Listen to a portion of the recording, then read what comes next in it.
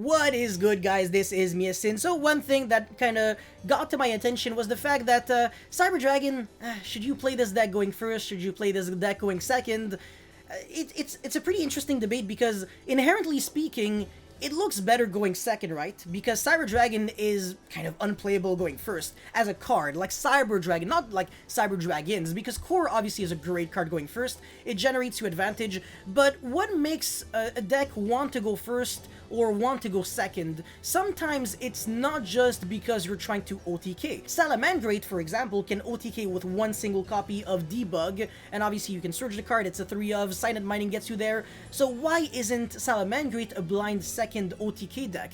And the reason for that is because it can consistently make interruptions going first and can snowball from there. So why would you try to put your eggs into one basket and just try to draw hand traps in order to stop the opponent just so you can OTK, when you can just go first, make an unbreakable board, kind of, make interruptions so you can survive, and the next turn you snowball so much that you are going to be able to kill without investing as many resources because Salamangreat consistently recycle back all of your cards. So Cyber Dragons, I tried adapting the deck in order to fulfill a similar role as that Salamangreat deck that I had kind of in theory, because as we all know, Salamangreat is a bit more efficient at OTKing, since literally 2 monsters is an OTK, like Spinny, Gazelle, Spinny, Foxy, just anything. Spinny Jaguar is a garbage hand, but if you play the transcode update jammer combo, it's still game. Your opponent can have like 3 Drowning Mirror Force, and you can OTK through 3 Drowning Mirror Force. Battle Traps are not good. I already made a video on them, but yeah. So Cyber Dragons, should you play them going first or second? As I said, it is up to so many things, but if you don't want to kind of start losing because of dice rolls, because I don't know, you regret maybe not going first, maybe going second could, maybe going first could be interesting, because you could actually set up Dragoon with Infinity, a few trap cards, and kind of just play slowly on turn 1 just so you can kind of explode on turn 2 and 3. So anyways, before I get into this deck profile, friendly reminder to smash the like and subscribe button, so I'm going to keep making more Cyber Dragon videos in the next couple of days, weeks, whatever. And yeah, let's jump right into it. So as you see, as you can pretty much tell, I am playing the Dragoon package, and this is just a universal going first, second, third, fourth, fifth, whatever deck list, so it really doesn't change too much. When I'm going to be making my testing video, I'm going to be doing it solely going first, just to kind of show you that, you know, if it has flaws, well, it's going to be a good argument for you not to be playing a going first version of Cyber Dragons, and if I'm doing well while I go first, well, it's going to be a good reason to play it, play Cyber Dragons when you are like going second. But anyways, I don't know if I lost myself. Whatever, you get what I'm trying to say, right? You shouldn't turn off your brain when I talk, because sometimes my brain is off. So if your brain is on, at least we're always on the same page. We're playing a few hand traps as well, 2 Ash and 2 Ghost Bell, 3 Imperm. Imperm is a card that doesn't lose to Call by the Grave, Tactic Talents, and it is now once per turn, so you can draw multiples and do stuff with it. Whereas Ghost Bell and Ash have similar weaknesses. Ghost Bell is relatively good this format, it hits a few things, and Ash is like low impact but really versatile. It hits a lot of things, but in a not powerful way. Like against Drytron, it's a gamble because there is no actual choke point where you really want to use the Ash more than anything. Obviously, sometimes you know that you have to Ash a Benten, for example, or you have to Ash whatever. It depends on what the opponent had. Obviously, they always hard draw the freaking Benten and the Diviner, so whatever I Ash, I lose. But this is another story for another day. I think this hand trap lineup is good. 7 hand traps, why not? 2 Galaxy Soldier with 1 Cyber Dragon, 1 Nexter, 3 Core, 3 Hertz. 3 Hertz because we are playing Soldier. If we weren't playing Soldier or Dino-Miscus or Twin Twist or whatever, I believe that 2 Hertz would have been a bit better because it is relatively cloggy as your normal summon, since Core is the kind of go-to normal summon when you have access to it. Obviously, you can't really be entitled to always drawing Core because you only play like 6 copies. Proud of Prosperity allows you to dig into it, but you can't really afford to Prosperity for 6, you can only Prosperity for 3, so the extra consistency that Prosperity yields you is just not enough to justify kind of only rely on Core, if you understand what I'm trying to say, but yeah. Overload, Red Ice Fusion, Cyberload, kind of just no-brainers.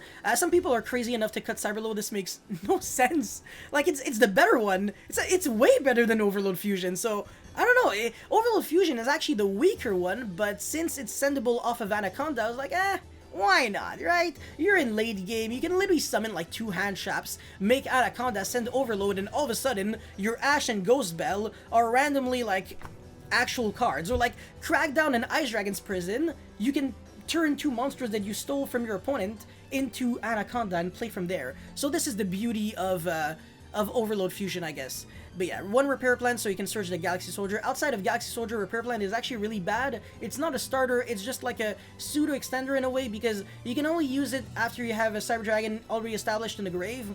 It's just not ideal. But yeah, 3 Emergency, 3 Prosperity, of course. Prosperity, on the other hand, you could justify only playing 2. If you're on a budget, don't even play this card in the first place. You can't really play Duality though, it just won't work. If you want to play Duality, you have to cut the Dragoon package, you have to cut Galaxy Soldier, and it could work if you play like way more traps, if you start playing maybe Dino-Miscus or stuff like that, with punishment, I guess you could say. But I don't know how optimal it is, and at this point I would even cut Overload Fusions just so you don't draw like too many spell cards, because when you're playing like a Duality build, you're trying to draw trap cards, because ironically trap cards are pretty good going second. That is actually a fact. Torrential Tribute going second, Torrential Strike, Needle Sealing Strike. Good luck, have fun. But yeah, 3 Imperm, as I said, 1 Never-Ending Fun. Shoutouts to Nadir. This card is really good because you can pop your own Overflow again and again and again, which allows you to get up to 3 searches, whereas if you only had like 1 random Heavy Storm Duster or Harpy's Feather Duster, it doesn't really help you out that much. Like, Unending Nightmare is the kind of card where you never want to draw it in multiples, you only want to draw 1, because it has extreme, like, diminishing return value when you draw more than 1, but if you draw exactly 1, it's never bad. Like, even if your opponent's playing a Sekka's Light deck, with like Hot Red Dragon Archfiend Abyss, you can pop your own card while it's being negated by Hot Red, and it is like not negated anymore. It's like Happy Land City, but yeah.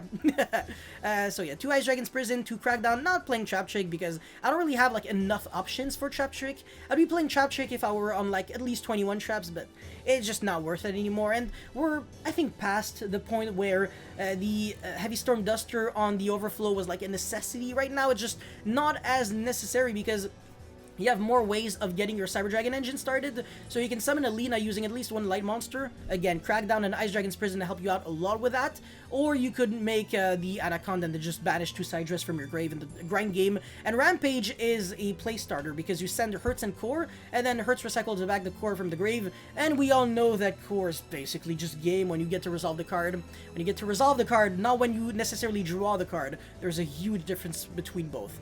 But yeah, Triple Solemn Strike as well. This card is just universally great. It's good going second, amazing going second. It's good going first as well. It's just that you're kind of under the pressure of like Harpy's Feather Duster and stuff like that. So if you want to blind first on a game 1, could make sense. If you want to just not really lose to blowouts on game 2 and 3, you could use the mind game of making your opponent go first, and then your opponent would just break on going second cards, and you'd be like, oh, I'm going second anyways, and you're breaking on like Duster, Lightning Storm evenly. I'm just gonna kill you now because my engine can OTK you with 2 cards. Core Hertz, boom! 10k damage, literally. But yeah, that's pretty much it for the... Oh, actually, one last thing that I want to mention. Sometimes you have like Solemn Strike and Emergency, and if you use the Emergency, you can lose to Ash, because Ash on Emergency is huge. So what you do, sometimes you don't even use the Emergency, you just use your... you just set your traps, and then next turn you activate Emergency. If you get Ash, you just Solemn Strike the Ash, and it's Happy Land City. But yeah, anyways... For the extra deck, 2 Mega Fleet, because I think Link Summoning is not as... It's not going to be as popular as well when we get to Sword Soul and Flunderies and stuff like that. Flunderies is not even as played as I thought. I made a big mistake, but so did we all. Yeah, so did we all did...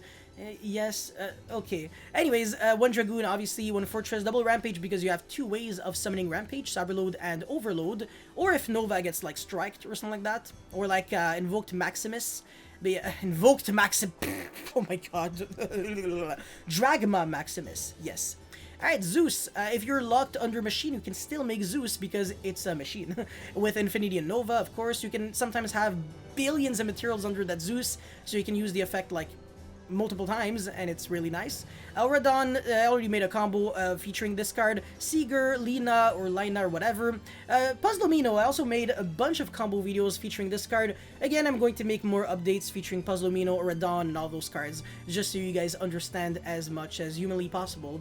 And then, yeah, Anaconda with El Mirage. That's it for the extra deck idea section, because I don't want to make side decks, because side decks lose a lot of value over time. So if you're watching this video like a few months after I've uploaded it and I show you one side deck, it might just be completely dead content, because if the format completely shifts, the side deck is just not going to be applicable anymore, whereas ideas are kind of always applicable. So Nibiru is always the kind of card that you can play. It's a light attribute monster, so you can pitch it with Galaxy Soldier when it becomes bricky, and I mean, yeah, it just protects you from getting killed. And dying is bad, because when you die, you kind of just stop being alive, and that's not the way of the Shinobi. Yeah, Pankratops, this card's really good. Why not play it? Inspector Board is also a light machine, so it's searchable by Repair Plant, but it's kind of awkward because it's hard to trigger this card going first, since you have to have like a Sidra in the grave. So unless you randomly discard like a Sidra for like Nexter or a Soldier, it's bad. But then by that time you have a monster on the field, so Border can't be normal summoned, you have to set it. So it's just not great to search. You can still search it against a few matchups, like against Altergeist. It's still great going second, of course it is, but they're always gonna have the Judgment and Imperm, of course. I mean, of course. Oh my god. But yeah, Thunder King Ryo, I'll have Justice Cycle Reader. This card is a machine, but it's not a light, unfortunately. Thunder King is a light, and it's also a good card going second. Shockingly enough, it's good against Sky Striker going second. As hilarious as this may sound, they can stack Engage in the hand, and it doesn't matter, because you just go Contact Fuse, and then boom, boom, boom, and attack.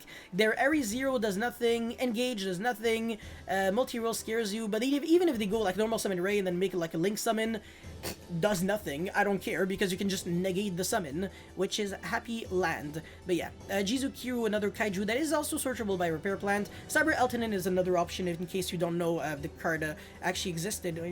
You probably should know. If you're playing Cyber Dragons, Cyber Eltonin is a pretty popular card, but yeah. The Train Package, I also made a combo video on that. Downward Magician, if you're playing the Xyz monsters. So Sky Cavalry Centauri is a pretty interesting one. When I played Dino-Miscus, it was a level 2 monster that I could summon, so it's a rank 2. So I could use Core and Dino-Miscus to make Centuria. Can't be destroyed by battle, but it has Xyz material. So you attack over something, and then on main phase 2 you make Zeus. Well, you make Downward Magician, then you make Zeus, then you can use the effect twice, and if your opponent had a negate, it doesn't matter, because you just use the effect again. Drytron Mubita Fafnir is actually a really interesting one. So it's a rank 1 machine Xyz. That's all you need to know, because Nexter could revive back a Sidra, and then you can normal summon the Hertz and then make Mubita Fafnir attack and then make Zeus. But like, the thing is, it's a rank 1 that has no effect, unlike Sky Cavalry Santoria. So do you really need to play this card? Nah, you definitely don't. But yeah, Relinquished Anima, if you want to play an actual relevant Link 1. El Mirage is only there because sometimes you want to use Core as a material and not just Hertz, obviously. But the El Mirage itself doesn't really have like a relevant effect, quote-unquote. But yeah. Heat Wave when you feel like you're going to be forced to go first. At the start of the main phase 1, neither player can normal or special summon effect monsters until your next draw phase, so you have nothing to be afraid of when you use a card like Heat Wave. You know for a fact your opponent cannot set up negates, and your opponent cannot kill you, which is great. The only thing your opponent can do is just draw into cards and set back. Oh, that's all. Or like set a monster or summon vanilla monsters, like, oh, I'm terrified. But yeah, Forbidden Droplet and Evilly are just more generic side deck cards that you can get to play. Evenly, I guess the cheaper alternative would be Duster and Cosmic Cyclone and Twin, and Forbidden Droplet you could play Dark Ruler No More, or nothing. And I don't, there's like no other, Forbidden Chalice is actually a really good one. Sorry, I lied. Book of Moon is also a pretty good one, but yeah. That's pretty much it for this deck profile. I really hope you guys were able to learn a thing or two and enjoy. Make sure you smash the like and subscribe button, and I will see you next time. Peace.